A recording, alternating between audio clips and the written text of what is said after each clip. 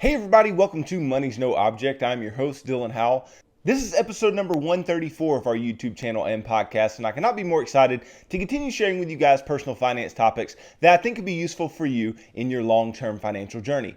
Today, we are going to be talking about giving, and we're going to be talking about, are you giving enough? Are you giving at all? Are you giving even too much, right? We're going to talk about the amounts of our giving, why they matter, and what giving should actually look like in your budget and in your life today. Before we get started though, if you could go down below, hit the big red subscribe button, like this video, leave me any feedback in the comments down below and I'll be sure to respond to anything that you leave there. If you're listening on Apple or Spotify podcasts, then make sure to subscribe and review this podcast on either one of those platforms. Follow me on social media at MNO with Dylan, and that's really good supplementary materials to all the things I'm putting out in these long form episodes every single day. And then if you need help in your financial life, you need to create a financial plan that works for you and your family and need to be held accountable to that plan over time, I can help you do that. Just go to my website, www.mnowithdylan.com. Click on the Work with Dylan tab and you can choose the financial coaching session type that would work best for you, and we can begin pushing towards your long-term financial goals together. Now, giving is not a topic that a lot of people are comfortable with. It is not a topic that a lot of people really want to talk about and they really want to dive into.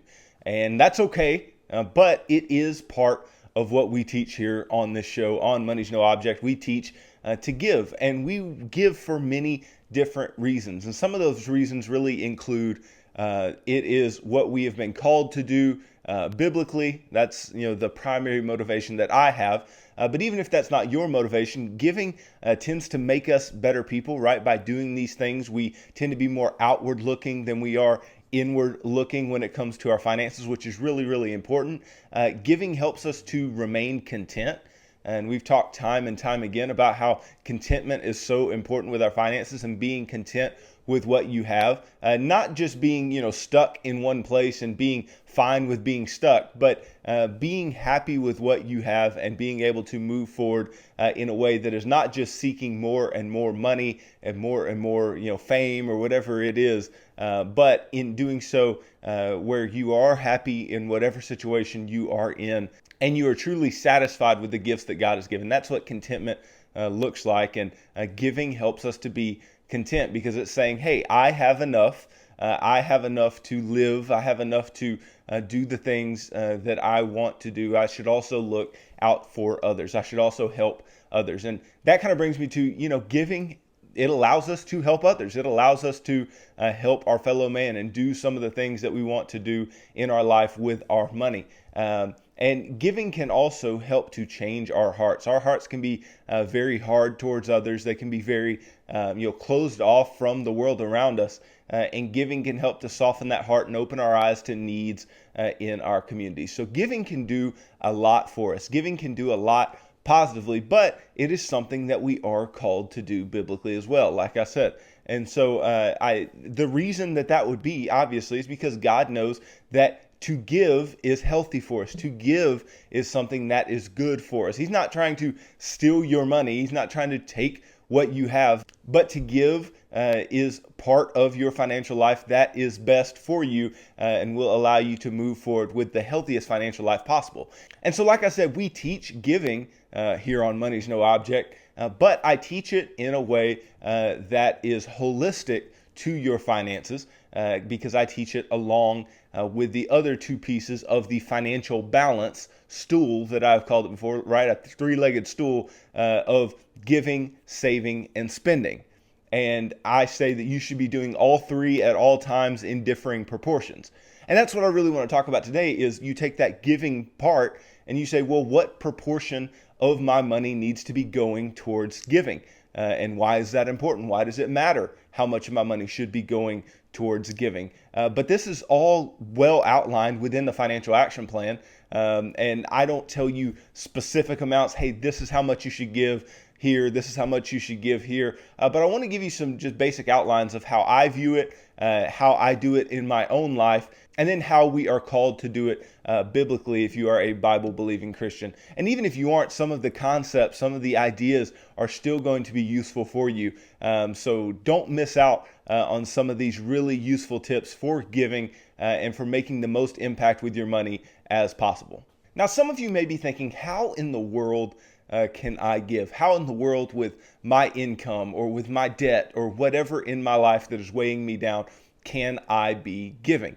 And I don't want to rain on your parade or break your excuse far too easily, but you absolutely can give. Now, can you give in proportions that somebody who has a lot of money, has no debt, has a really good income, doesn't have to worry about a lot of other things financially can? Probably not, but that does not mean that you can't do something. That does not mean that you can't start somewhere.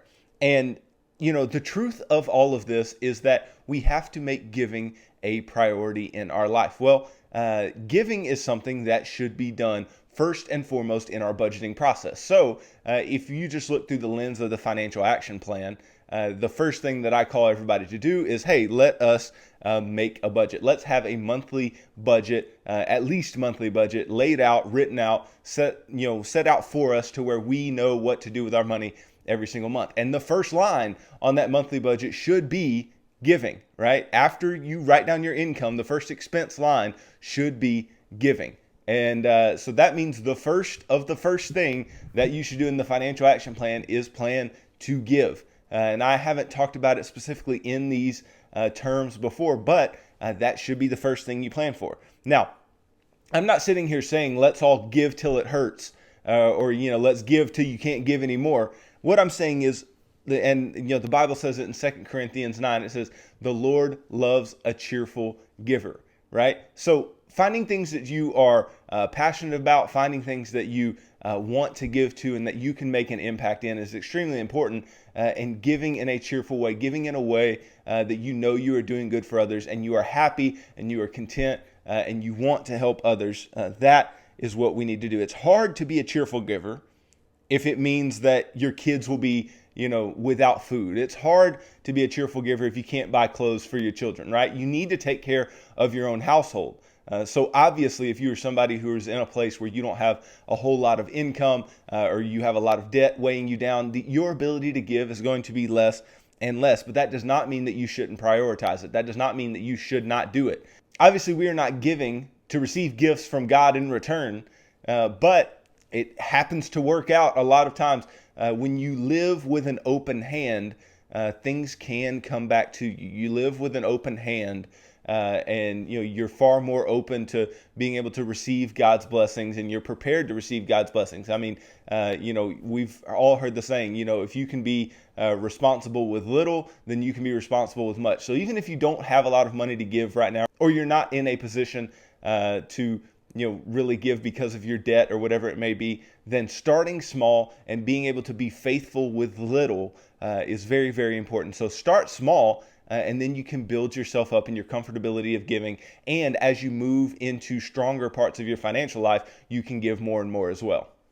Now, the typical place that we start as far as how much to give, at least from a biblical context, is the tithe, right? Which, based on the Hebrew meaning, is literally a tenth, right? And it's something that we are called to give specifically to the local church, right? And so 10% of your income specifically to the local church. And for those of you who have not, systematically been giving or things like that, this may be a harder pill to swallow. 10% of my income, that's a lot. That's a substantial portion. Well, yes, it is, but that is a baseline, starting point for Bible-believing Christians as to how we should give, what we should be giving to.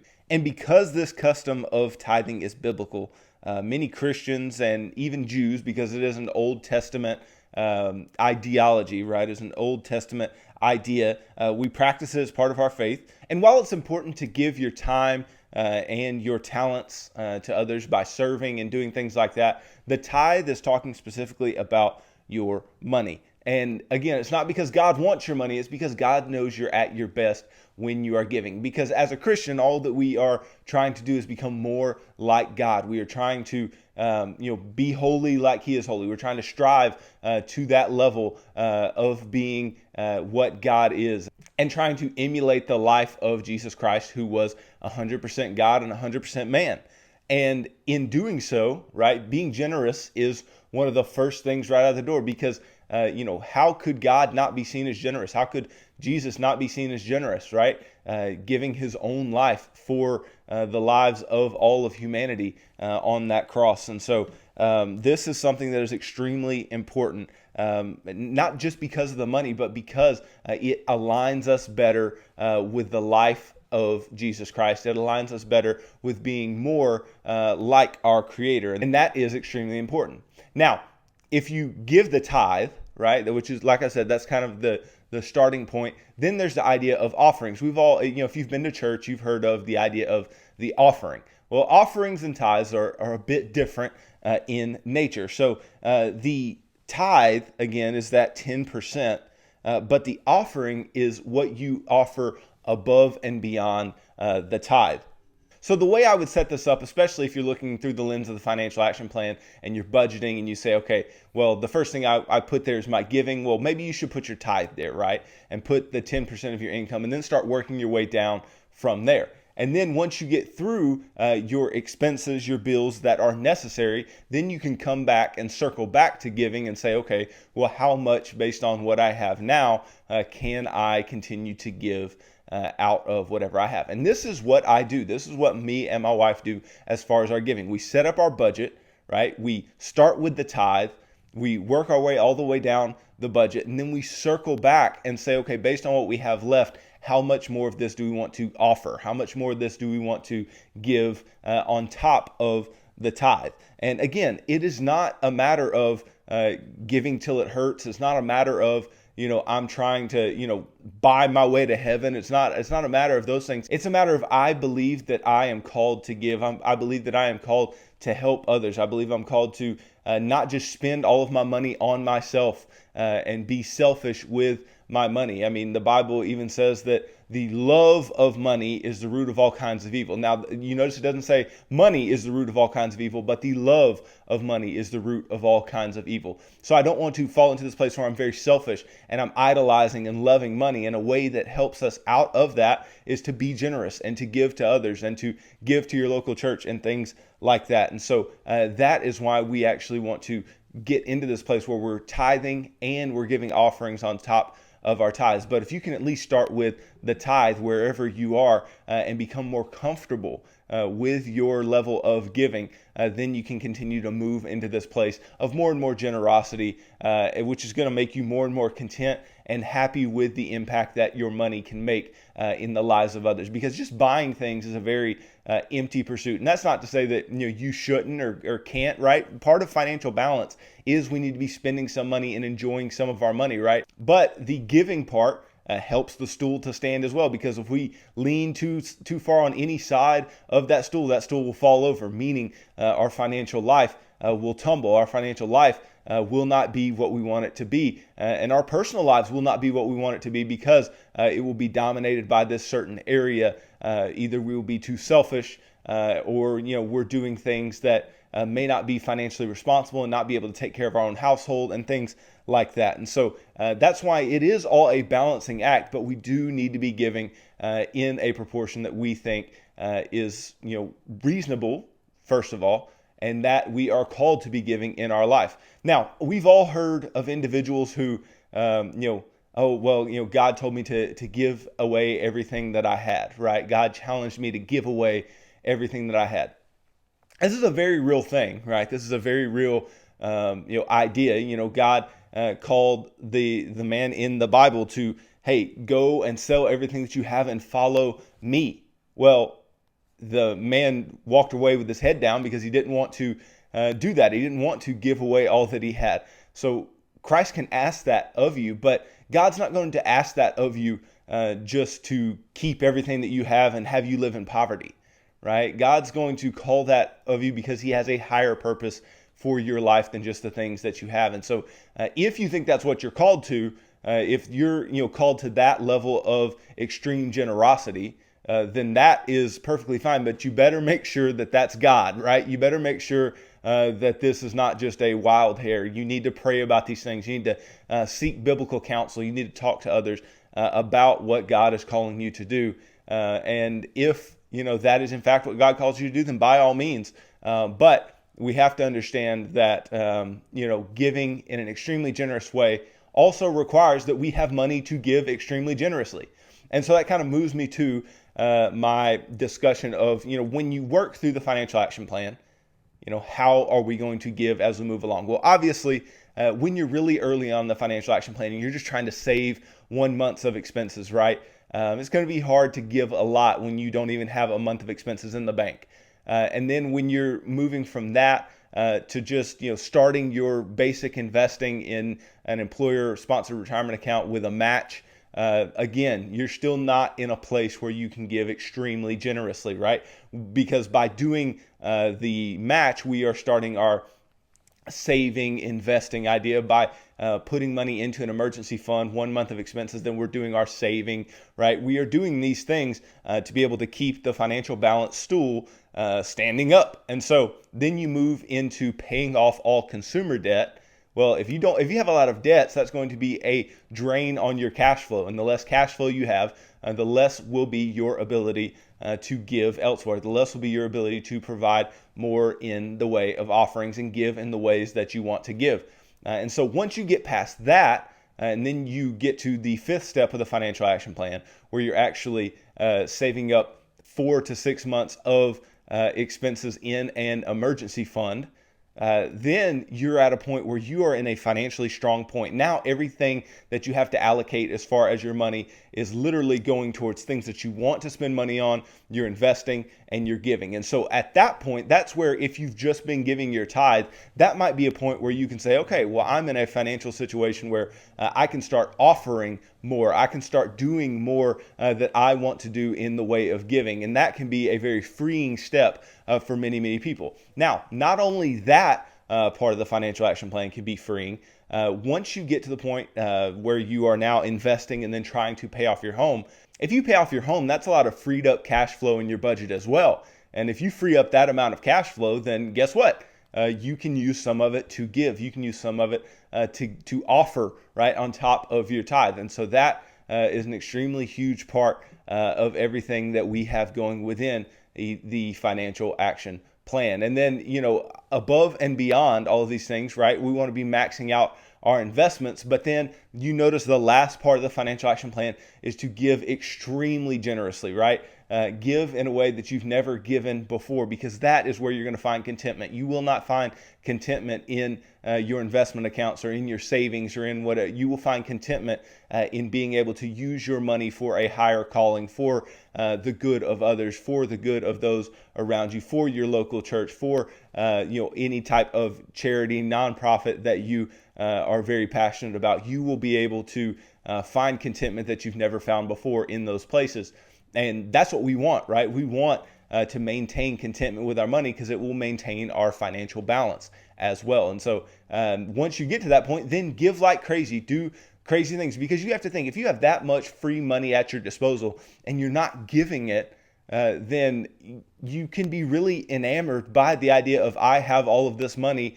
But we can't continue to look at money as our own. We have to look at money as it is God's money. I am the manager of God's money, and I have to manage it well. That's not to say that I can't do fun things on my own, because part of financial balance is spending. That's not to say I shouldn't invest, because part of financial balance is saving or investing. But the other part is we need to be giving in a proportion that is equivalent to the part of life that we are in. And again, for those of you who don't think that you can give, you don't have the income to give, you're not in the position to give, I want to just give you a quick story from the Bible that is told very often.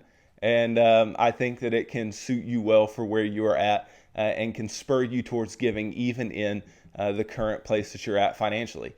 There was a woman who went and gave into the offering box in the temple, and she gave these 2 coins. And it was all that she had. And Jesus observed this, and Jesus and the disciples observed this. And there were all other types of rich people and all other types of individuals who were giving lots and lots more than she was. But Jesus said that she had given more than anybody else who was there, because she gave all that she had, right? It was in proportion to what she was able to do, she did, right? And that's not to say just go and give everything that you have if you don't have much. but it's to say that everything that you give proportional to somebody who has a lot more than you is going to be a greater burden, right? It's going to be a greater amount relative to what you have. And that will not go unnoticed. That is, definitely a good place to start. And if you don't feel like your money can make a difference in people's lives, well, maybe not in the amount, but maybe in the, ability to make you more content in your life. Maybe it has an impact on you first, and then as you give more, then you can have a bigger impact on others. Giving is just so important. Giving is something that is just integral to our lives. It needs to be a big part of our lives, because if we're just looking at ourselves and what we can do for ourselves, then we are not going to be content. We're not going to be happy. We're not going to be able to, live the full lives that we want to live. And not to mention, we will not be emulating the life of Jesus Christ, which is something that as a Bible-believing Christian, I believe we should be trying to do. And in being generous, that is exactly what you are doing. Now, let me circle back to something that I alluded to earlier, and I want to make sure that we are on the same page on. If you are somebody who is deeply in debt, and I know that the place we are in financially as a country and as a people as a whole, and where we've been for quite a while, is people are deeply, deeply in debt. And if you are using every last dollar of your income every single month just to pay debt, you're listening to this episode like, how in the world am I going to give 10% of what I have? Then I won't be able to pay my bills. Listen, I hear you, right? I hear what you were saying. I hear your concern. I hear that, in your current situation, it would literally put you under if you tried to give away 10% of your income, right? But let's do this. Let's just concede that if you can't give away 10% of your income, that means you are living above your means, right? Meaning you are either spending too much relative to the income that you make, or you don't make much, if any, income at all. And guess what? These are things that we can change, right? These are things that we can impact in our own lives. And so if the first thing that you need to do before you jump into giving is to get some small things in place to where you can give at least at a 10% of your income type of level, then that is what you need to do. You need to start working the financial action plan. You need to get in a place where you can finally save up 1 month of expenses. You need to get in a place where you can pay off your consumer debts, or at least the debts that are holding you back. And then once you get to a place where 10% of your income has been freed, then you can actually go ahead and give that. And that's not me saying, let's just work the financial action plan and not give until we get in a point where we're completely out of debt and all this. That's not what I'm saying. Even when you're in debt, tithing is still an important concept. It is still something that should not be put on hold, because that is still an important part of our financial balance.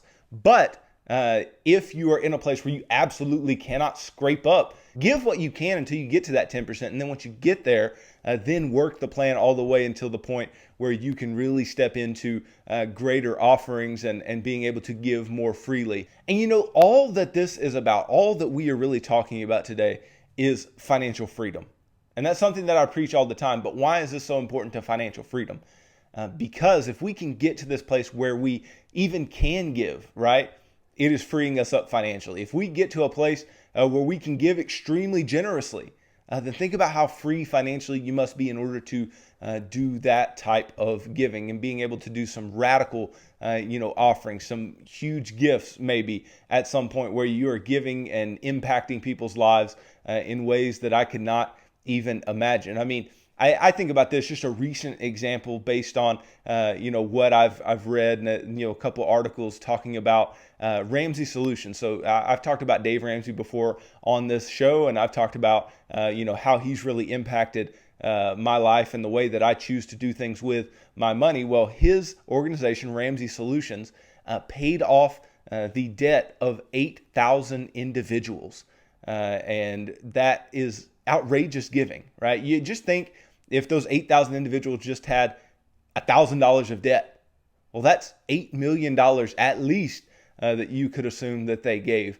And you just have to think that's an extremely large amount of money. I think estimates for how much they gave are somewhere around $10 million.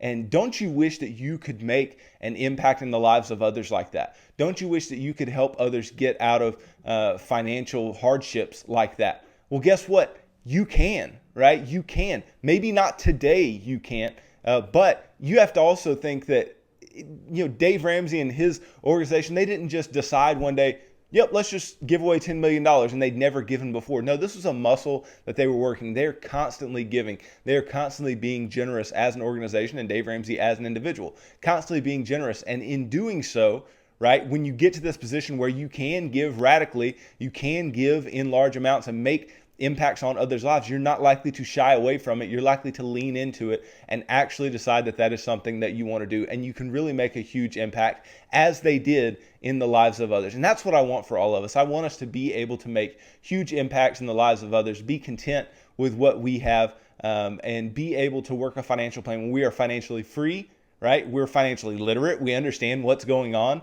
We're financially independent to where we can deal with our own finances and don't have to rely on borrowing money or things of the like, and that we can be the best version of ourselves that God has called us to be. And in doing so, being generous, giving money is a huge part of that. And I hope that if you aren't in this place yet where you are giving and giving generously, then you would definitely consider becoming somebody like this and understanding that this is the best version of you. This is the best version of ourselves that we can be, where we are giving, where we are being generous, and allowing God to be the owner of the money, because it is his money and we are just the managers. And hopefully we can all be good managers and do what he has called us to do with what he has given. Thanks for watching this video, guys. If you could go down below, hit the big red subscribe button, like this video, leave me any feedback in the comments below if you haven't done so already, and I'll be sure to respond to anything that you leave down there. If you're listening on Apple or Spotify podcasts, then be sure to subscribe and leave me a review on either one of those platforms.